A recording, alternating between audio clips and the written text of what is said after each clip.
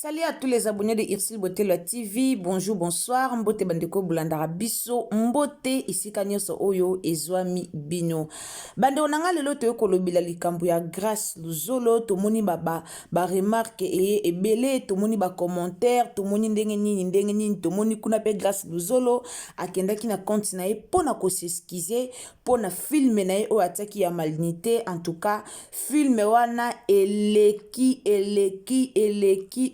donc na ebite na ko expliquer ndenge nini. Donc filme wana ya grâce luzolo eza filme moko kitoko o batu ebele basepela kinango.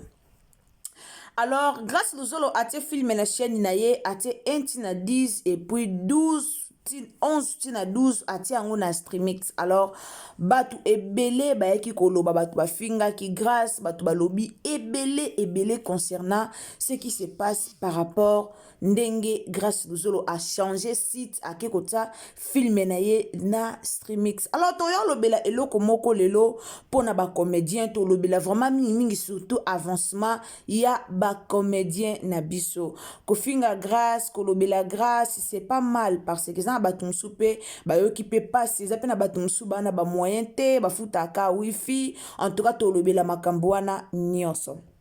na pesi mbote na bino nyonso bolingaka biso bino nyonso o bozaka wana pona ko soutenir biso nzamba lola pambola bino batu nyonso o bolinga Irsil Beauté la TV o pena bozalaka wana pona biso tika nzamba lola a pambola bino.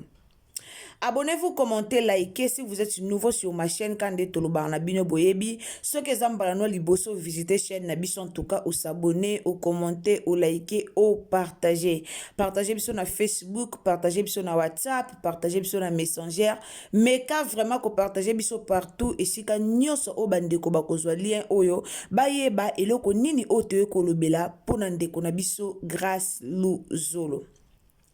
Tomoni surtout na ngamba babakuk bavandeli ye pena lisanga babandi kosala même ba vidéo pona koloba na batu bakende ko s'abonner kuna te na ceux qui streamix kuna bakende ko s'abonner kuna te bakende kuna te bafutela ye ni bapesa ye mbongo te bakende ko s'abonner te babakuk ba lobby vraiment.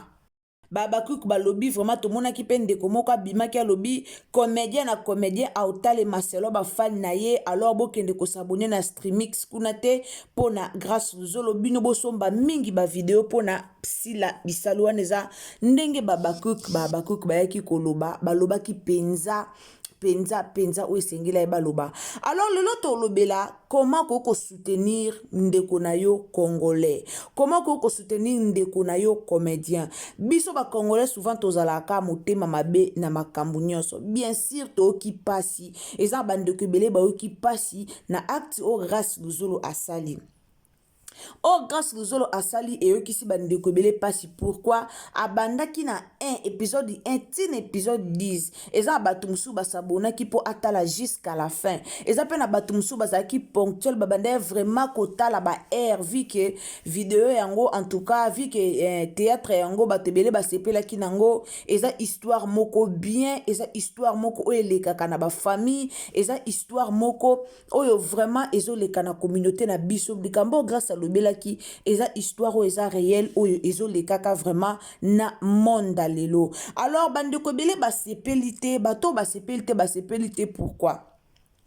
eyana mutu mosusu atikala na ye koyoka Grace Luzolo te, eyana mutu mosusu atrouve ka na YouTube amoni ka filme moko boye encore mpe miniature nango mpe eza kitoko. Ndeko moko akoti na ye kaka landi filme depuis ebandeli ti na 10 donc ekomisaka bato ndeti nga moko naoloba na bino nakomaki muke muke nake na cheke na chaîne ya Grace Luzolo, muke muke so namoni notification te nake na cheke. Pourquoi? Parce que nasepelaki na filme wana. Donc ka nde motema ezalaka biso mbangu soki Bellevue Kanza akoti sino filme te, ndenge mo nasalaki motema pena mbangu mpona Grace Luzolo. Na surprise na biso tozwi tomona ka Grace Luzolo akomi na Facebook ke 11 na 12 aosilisa yango na Streamix, donc fin ya filme wana eozala na Streamix. Alors ederangeaki bandeko ebele, ederangeaki bandeko ebele, bandeko bakokaka même pas mutu mosu akozala anaye na mbongo na ye mais ayebi te koma kosala po akende kosabone kuna kosomba filme wana na Streamix. Eza lokwa $3 et à le quoi $3 je crois na ba pays monsieur ça le quoi $5 si je me trompe pas. Alors et na bande comme sous ana na mbongo amona ne lo lenge ni nta ko somba aebite asala nini et apena batu musu batika na koyoka Streamix wana te. Alors bato bele ba décourager mutu musu ayebi na kasela na YouTube ayebi ke herbe no ke na vanda na YouTube na uta filme na nga na otala na yebi te batu ba fingi Grace Luzolo ebele par rapport ya likambu oyo ndenge amemeli yango. Alors Mama 2024 Gavker to yelibino solution pour na ba problème ya trompe, fibrome, myome, kyste, règle abondante. Gavker to zali na solution. Yo oyo okota ménopause atana 65 ans na Gavker oko simba mwana ebongo oyo etali si ekima yo kimobali etelemaka bien te awa yo kayango etelemi ebongo oyo etali loposo vergeture babengi nduta olingi okima suki pe mandefu ya pembe benga biso na lombango po awa tozali na solution moko durable ba produit na biso nyonso ezali 100% naturel pe esalemi na ba plante na ba industrie ya Angleterre pe Allemagne. Benga biso na numéro oyo plus 44 74 05 65 35 48. Gavker solution ya santé na yo. Nangai na oloba Grace Luzolo idée eza nango mabete pour que bato ba soutenir yo. Eza idée oyo zwaki o mema fin nango na Streamix pour que bato ba kende batala po oyebi ke bato bele bazaki kana posa balanda filme wana jusqu'à la fin. Oyebi ke bato bele bakomaki donc bazaki pe na posa balanda kaka filme wana tina suka baye basuka nango esili ndenge nini. Mais parfois botika na yebisa bino parfois bobebisa musa na bino moko.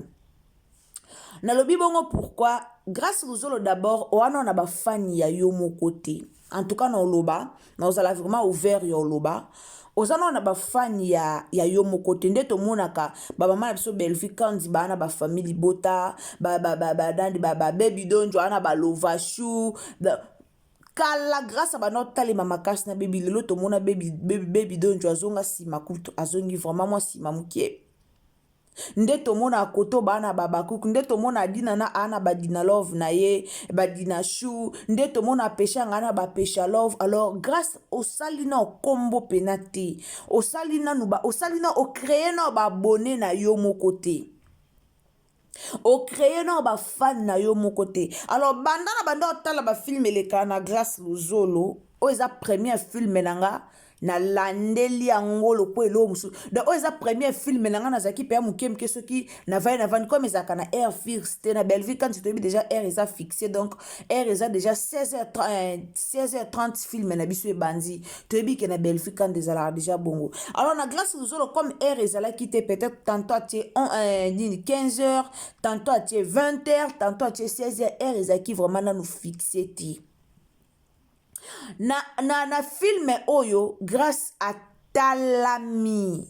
grâce bato basabonné si je me trompe pas na chaîne na yekomi akomi na 64 000 abonnés si je me trompe pas.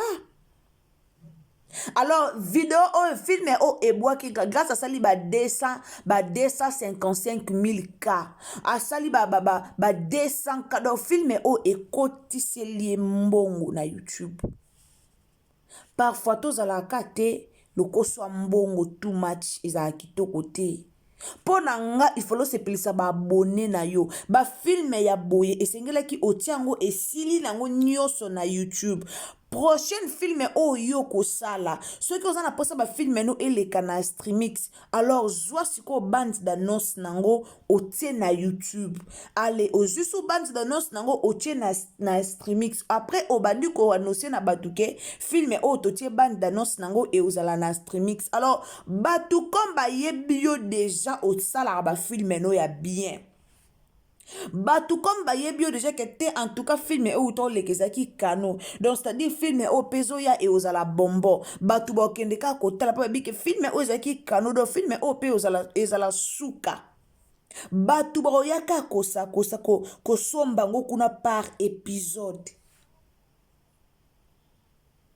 Batu ebele basiliki, batu bazo s'abonner mais batu pe bazo se désabonner. Batu bazo s'abonner mais batu musu pe basiliki eza bien te koluka kosilikisa ba fan. Oya na osengi pardon bolimbisanga na en tout cas batu ba comprendre mais eza ba fan mususu ba baye déjà.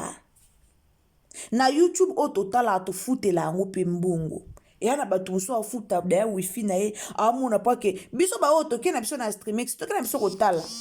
Toke na biso kotala na sombi na nga na ke natali na nga na sombi na nga épisode 11 na sombi na nga épisode 12 natali na nga.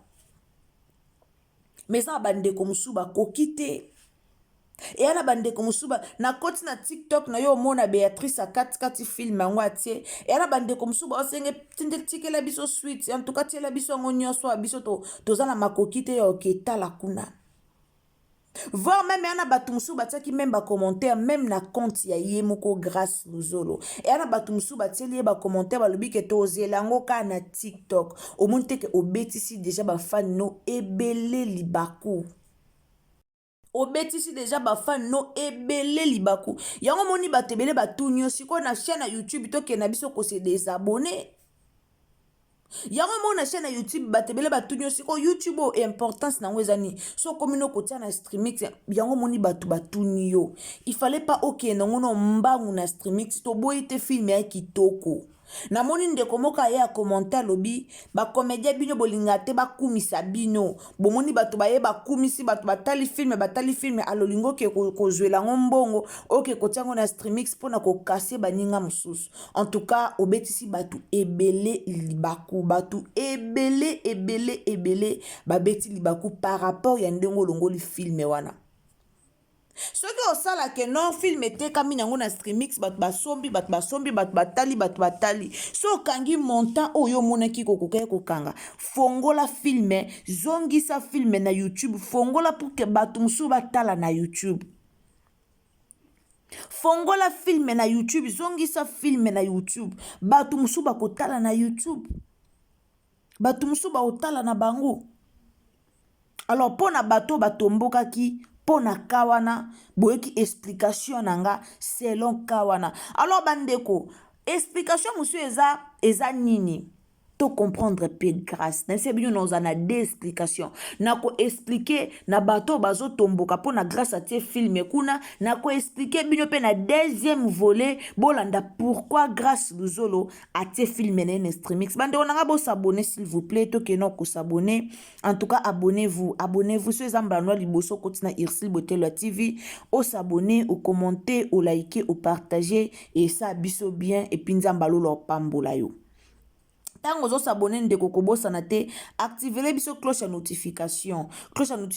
et ko sunga prochainement tant to yana ba analyse na biso vraiment au moins na biso esika nyonso okozala ya bo monto lobaka activer biso cloche ya notification.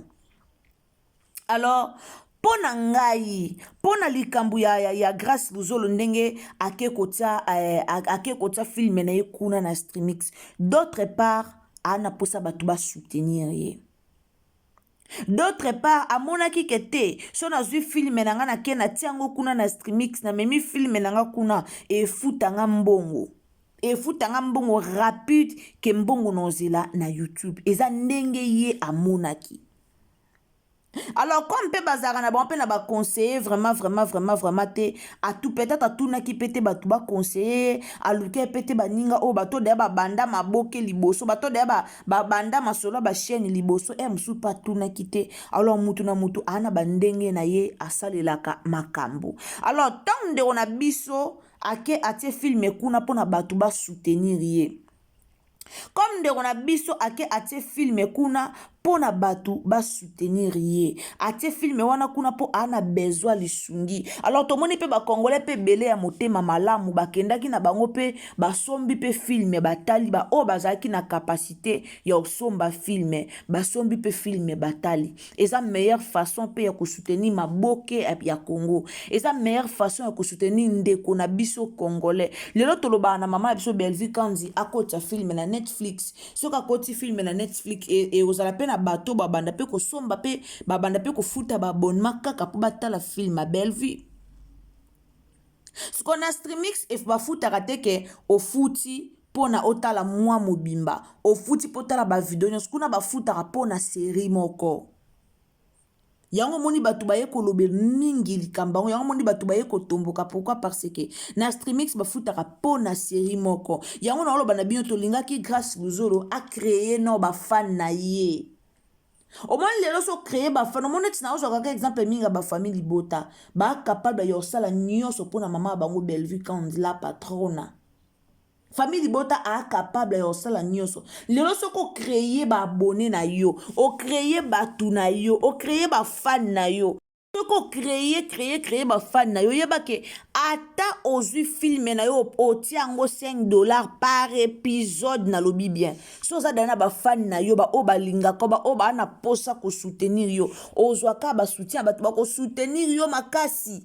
yo moko comprendre te eba osomba ko eba otala ko pourquoi parce que o créer batu na yo to monaka bato bana ba fan na bango déjà o monaka ba fan ba capable osala nyonso pona mutu na bango ba fan no ba osala capable ya otombola yo fan na yo osala capable ya otombolo ata film ya cher mais osala ka wana pona ko soutenir yo osala ka wana pona ko tombola yo osala ka wana pona ko somba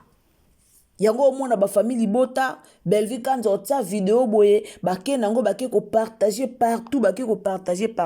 qu'on a moment yo grâce Luzolo ozana na moment ya créer ba abonné ozana na moment ya créer ba fan wana moment te ke olongoli film koto yo oke kotia film koto pona kota confusion na ba fan ozana na moment wana ti e ana batu basepeli e apena batu basepeli te et ana mutu mususu abandi kolinga okaka travers film oyo tie asepeli no makasi grâce non film o eza pena po sans te mentir grâce Luzolo film o obeti donc film o obeti pena do eza pena film mo kitoko so po kebi toko zelongo pe trophée eza vraiment film mo kitoko alors tant film no eza kitoko il faut silisa ngo na YouTube il faut tika sango osilisi film no pena na YouTube batikali na sango so moni ko komema ngo na Streamix kaka yo eza pe na batu musu pe balinga basomba ngo pe kuna ya pe na batu musu balinga basomba ngo kuna ke otalisi biso enti na 10 d'épisode ketia kuna po batu balandango kuna obetisi batu ebele libaku batu ebele basepeli te lelo ato ye na Facebook okomi bolimbisa nga bo comprendre ndo na bino batu musu baoza na motema osunga ndeti biso tozaki na motema osunga o toke na Streamix tosombi filme po tona motema osunga yo mais elenge otala filme na YouTube tozaka na biso na elenge otala filme na YouTube tozaka na elengi wana na Streamix epeso mbongo YouTube pe epeso ka mbongo il faut silisa filme nanu avo mema kuna pona obeta ba abonné na yo libaku te pona obeta ba fan na yo libaku te ozana na temps ko créer grâce créer ba fan na yo pesa bango kombo ba lova chou eza ya baby balova chou eza bafani ya baby ezaki bafani ya yo na baby na love story alors yo na minute oza na balova chou te balova chou batikala ya baby donjwa donc na minute grâce Luzolo créer penza nanu ba abonné créer penza donc ça la création créer que tala film comme na ba e kende ba 300K baabone ezalaki na se bango wana piu mbala moko 64 000 baomata. Alors créer lelo omoni te ke acte oyo osali lelo koobanda biso filme na 1 obandi na YouTube bato baobanga bato baboya na bango otala bato mosuku babanga ana obanda otala filme boye filme guale ntango tokóma kaka na suka kuna zwianga ketia na streamix bato baobanda baye bato babando baye. Or so moni moye te salaka bafilme osali épisode mosusu osali bafilme mosusu oyo koto otie koto oyo koto otie koto osali de titre mbala moko osali film a de série mbala moko série moko otie koto oyo oyo eza na titre nango otie koto salaka ta bongo otie koto 1 na 10 kuna po otie série mosusu 1 na 10 na place obandaka obandi koto oyo oke kosilisa koto oyo. En tout cas biso misusu tobetani na biso libaku malgré tobetani libaku mais tokendaki quand même kosoutenir yo po toana posa élévation na bino tolinga tomona bastar mboka na biso bachanger tolinga tomona bastar mboka na biso bachanger. Alors bandeko bolanda Grâce Luzolo vraiment bomeka kolimbisa ka ndenga sengi pardon biso pe toyesu kosengela pardon bomeka kolimbisa so oza na makoki ya kosoutenir ye na streamix et ozala bien soutenir ye pe na YouTube na ye et ozala bien otali 1 na 10 na YouTube olandi 11-12 na streamix na Congo eza $3 donc lokola $6 na 2 épisodes. Alors so oza na makoki ya kosoutenir ndeko na yo soutenir ye et ozala malamu mingi baabone turo bolinga Irsile Botelo TV nzamba dola pambola bine sika bozali ka nde tolobaka so ezamba na liboso o s'abonner. Alors tango zo s'abonner activez biso cloche à notification pardon pour que prochainement tango tozo ya na ba analyse na biso olanda biso esika nyonso okozala yango tolobaka activer la cloche des notifications. Alors ngana bien tokutani à la prochaine occasion ce qui t'attend Nzambe a zongite telanga jema musuni Nzamba lola ako pambola yo courage Grâce Luzolo en tout cas beaucoup de félicitations film na yo vraiment tu as tapé mon frère félicitations.